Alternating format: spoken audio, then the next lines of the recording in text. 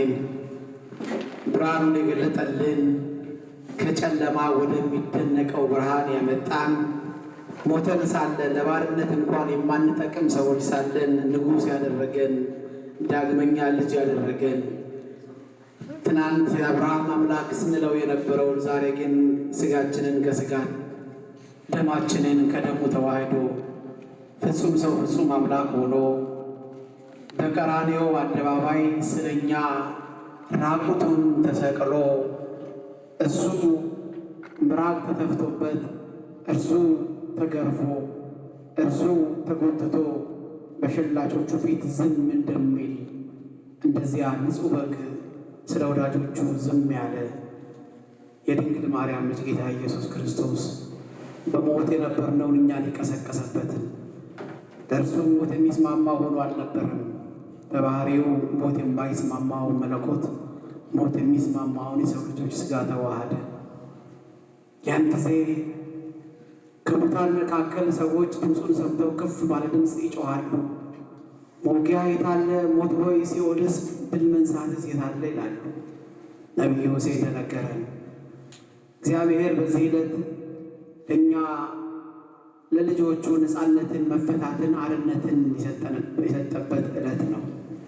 ዛሬ የክርስቲያኖች የነፃነት በዓል ነው። ዓለም ሁሉ በደስታ ያከብረዋል።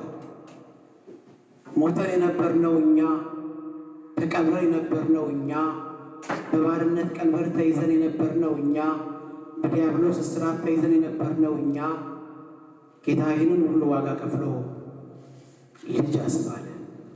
ከዚህ በኋላ ባሪያ አይደለህም ልጅ ነህ፣ የልጅነትን ጸጋ ተነጭቻለሁ አለ። እንዲህ በቀላል ግን አልነበረም። ጌታችን ኢየሱስ ክርስቶስ ለሞት ተወለደ። የድንግል ማርያም ልጅ ኢየሱስ ክርስቶስ በዚህ ዓለም ሲመጣ አበባ ይዞ የተቀበለው ማንም አልነበረም። ዓለም ሁሉ ጀርባ ሰጥታው ነበረ። ሰዎች ፊት በነሱት ጊዜ ግን እንስሳ የሰውን ቦታ ተክተው አሟሟቁት፣ ትንፋሽ ለገሱት። ያ የድንግል ማርያም ልጅ ኢየሱስ ክርስቶስ ገና ከሕፃንነቱ ብዙ ተአምራትን ያደርግ ነበረ። ብዙ ሕሙማንን ይፈውስ ነበረ። ብዙ ድንቅ ድንቅ ተአምራትን ያደርግ ነበረ። ዮሐንስ ጌታ ያደረገውን ምድር ሁሉ የመጻፊያ ወረቀት ቢሆን፣ በምድር ላይ ያሉ እጽዋት ሁሉ መጻፊያ ወረቀት እስክሪብቶች ቢሆኑ የእሱን ተአምር ጽፈን አንጨርስም ነበር አለ። ተአምሩ ብዙ ነው፣ መጽሐፍ ትንሽ ነገር። ሐይቅን ወይም ውቅያኖስን በጭልፋ እንደ መዝገን ያህል ነው። ጌታ ኢየሱስ ክርስቶስ ስለኛ ላይ ያልሆነው የለም። ሐዋርያት የነገሩን እኛ በምናውቀውና እነሱ በሚጽፉት ልክ ብቻ ነው። ከዚህ በላይ ጌታ ስለኛ ሆኗል። ይህ ሁሉ ግን ብዙ አልተሰማው። አንድ ነገር እጅግ ከፋው። በገዛ ወዳጆቹ ተካደ። አንዱ ይቅርታን ጠይቆ ተመለሰ። አንዱ ግን ይቅርታውን እምቢ ብሎ በዚያው ጭልጥ አለ። የይሁዳ ቁስል በወዳጆቼ ቤት የቆሰልኩት ቁስል ነው ብሎ ዘካርያስ የነገረን ቃል ያስታውሳል። የወዳጅ ቁስል ከባድ ነው። ወዳጅ ዛሬ ከኔ ጋር ነው ስትሉት ከኔ ጋር ከእናንተ ጋር አይሆንም። ይሁዳ ላይበላው ገንዘብ ስለ ገንዘብ ብሎ ጌታውን አሳልፎ ሸጠ። በጸሎተ ሐሙስ የሆነውን ታሪክ እናስታውሳለን። ጌታ እንዲህ አለ፣ ዛሬ ከእናንተ መካከል አሳልፎ የሚሰጠኝ እጁን በእኔ የሚጭን በመሳም የሰው ልጅ አሳልፎ የሚሰጥ ከኔ ጋር አብሮ ተቀምጧል አለ። ሁሉም እኛ ነን አሉ። ይሁዳ ግን ቃሉ ከዚህ የተለየ ስለነበረ አንተ አልካለው። ጌታችን ኢየሱስ ክርስቶስ ተላልፎ ሊሰጥ ይገባው ነበር። ብዙ ጊዜ በቤተ መቅደስ አግኝተውታል። ብዙ ጊዜ በገበያ ስፍራ አግኝተውታል። ብዙ ስፍራዎች ደቀ መዛሙርቱና እርሱ በይሁድ መካከል አልፈዋል። ጊዜው ስላለፈ ግን ያቺ ቀን እስክትመጣ ግን የኔና የእናንተ የነፃነት ቀን እስክትመጣ ግን ጌታ ሊነኩት አልቻለም። ይሁዳ ቀድሞውኑ ለሞት የመጣ ነው እኔም ምክንያት ሆነብኝ እንዳይ ይሁዳ ያንን ባያደርግ ኖሮ ይሻለው ነበር። እንዳውም መጽሐፍ ይላል ባይወለድ ኖሮ ይሻለው ነበር ይላል። ይሁዳ ጌታችንን አሳልፎ በመስጠቱ አሳልፎ መስጠቱም ሳያንስ እንደገና የይቅርታ ልብ በውስጡ ባለመኖሩ፣ ጸጸት በውስጡ ባለመኖሩ ራሱን አንቆ ገደለ። ዛሬ ይሁዳ የሚለው ስም ታማኝ የሚል ትርጉም እንኳን ቢኖረው ማንም ሰው ለልጁ ይሁዳ ብሎ ስም አያወጣም። በመጽሐፍ ቅዱስ በይሁዳ የተጠሩ ከብሉይ ኪዳን ጀምሮ በጣም በርካታ ሰዎች አሉ። ይሁዳ ማለት የእግዚአብሔር ታማኝ አገልጋይ ማለት ነበር። ይሁዳ በሰራው ግብር ግን ስሙን አስነውረው። ዛሬ ብዙ ሰዎች ስማቸውን አስነውረውታል። መልካም ስም ይዘው ግን ስማቸው ከመቃብር በላይ እንዳይኖር አድርገውታል። እንደ ይሁዳ ያለ ዛሬ በምድር ላይ ይሁዳ የሚል ስም በቅርበት አታገኙ። ይሁዳ ስሙን አነውሮታል። ጌታውን አሳልፎ ሰጥቷል። ጌታ በወዳጆቹ ተላልፎ ሰጥቷል። እርሱ ግን ያን ሁሉ ስለ ወዳጆቹ አሳልፎ ሊሰጥ መከራ የሚቀበል የታመነ ነው። በቀራንዮ አደባባይ ምራቅ መተፋቱ፣ በግራ በቀኝ መጎተቱ፣ አንተ የእስራኤል ንጉሥ ከሆንክ፣ አንተ የአይሁድ ንጉሥ ከሆንክ ራስህን አድን እያሉ ይዘብቱበት በዘባቾቹ ፊት ዝም ይል ነበር የኔና የእናንተ አባት። ዕለተ ዓርብ የኔና የእናንተ ምልክት ነበረች። ደሙ ዓለምን ከኃጢአት ሁሉ ያነጻ ዘንድ የታመነ ነው። የተገዛ ነው፣ በደም ዋጋ ነው የፈሰሰው፣ የደም ዋጋ ነው፣ የንጹሕ ደም ዋጋ። በዕለተ ዓርብ የተቆረሰው ሥጋና ደም ዛሬም ትኩስ፣ ትናንትና በዕለተ ዓርብ እንደነበረው ትኩስ ሆኖ ዛሬም ዓለምን ይፈውሳል። ያመኑት ለተቀበሉት ልጅነታቸውን ያጸናል። ሥጋዬን ብሉ ደሜን ጠጡ የዘላለም ሕይወት ትወርሳላችሁ። ከበላውና ከጠጣው ጋር እድል ፈንታዬ ይኖራል። ከማይበላው ከማይጠጣው ግን እኔ ከእርሱ ጋር አልኖርም፣ እርሱም በእኔ አይኖርም አለ። ክርስቲያን ሥጋና ደም መብላት የመብት የምርጫ ጉዳይ አይደለም። መብላት መጠጣት አለበት። ሰው ይህንን ከበላ የዘላለም ሕይወት ይኖረዋል። ይሄው ነው ሕጉም ኦሪቱ መጨረሻው። ይሄ ሁሉ ልፋት፣ ይሄ ሁሉ ድካም ከእርሱ ጋር አለመኖር ነው። ያ የቀራንዮውን በግ መብላት ያስፈልጋል። የበሉት እንደገና ይራቡ፣ የጠጡት እንደገና ይጠሙ። ሥጋዬ እውነተኛ መብል ነው፣ ደሜም እውነተኛ መጠጥ ነው ብሎ ነግሮናል።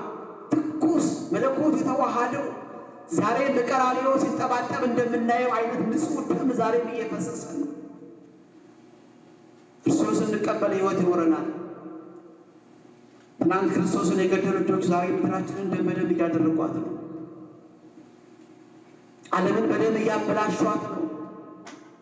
ብዙ ግፈኞች ዛሬ ምድራችንን እያጨማለቋት ነው። በደም አኬልዳማ አድርገዋታል።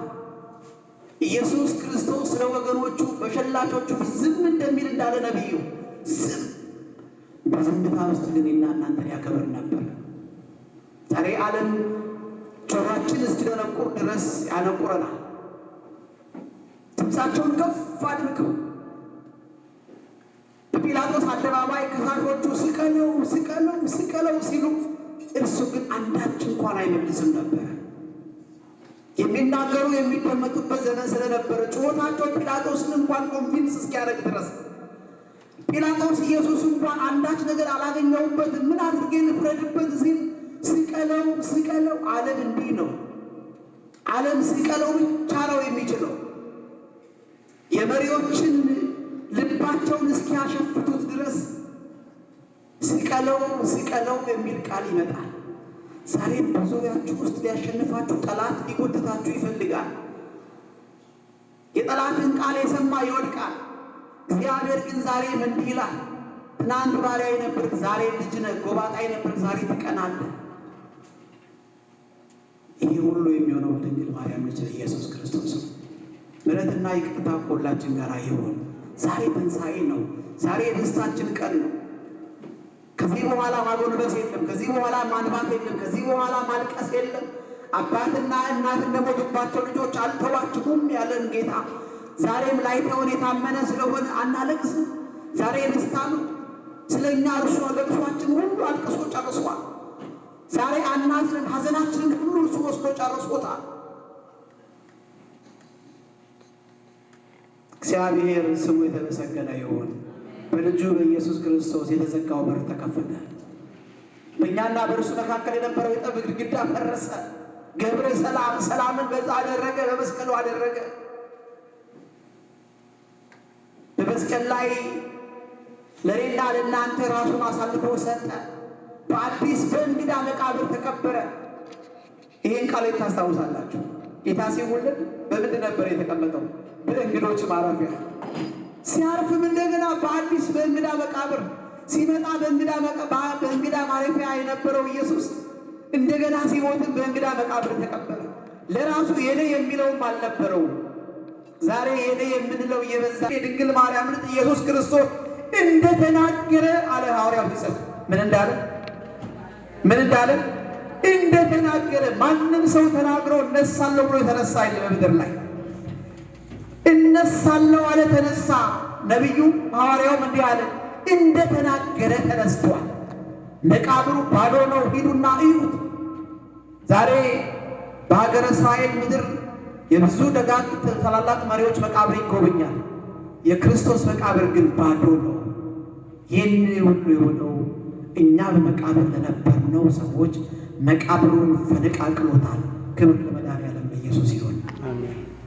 ዛሬ ትንሣኤውን ስናነሳ የተከፈለውን እያንዳንዷን ዋጋ ግን አንረሳ። ዛሬም ዲያብሎስ ይህንን እያስታወሰ እኛን ከመድረክ ሊያወርደን፣ እኛን ከክብር ሊያኖርፈን፣ እኛን ከኃጢአት ጋር ሊቀላቅለን ዛሬም ደፋ ቀና ይላል። እኛ ግን በደሙ የታተምን ስለሆን አንቆሽሽም፣ ዝም እንላለን። ያስተማረን ጌታ ዝምታ ነው። ዝም እንላለን። እኛ ተኝተን ሐዋርያት ሰርቀው ወሰዱት ብሎ አሉ ይላል። ቅድም ሳለም ሰምታችኋል ወንጌሉ ምን እንደሚል። መቃብር ይጠብቁ የነበሩ ሰዎች ጌታ ከተነሳ በኋላ ሲነሱ መቃብሩ ባዶ ነው። እንዴ የት አለ ክርስቶስ ሲሉ አይ የለም ባዶ ነው መቃብሩ።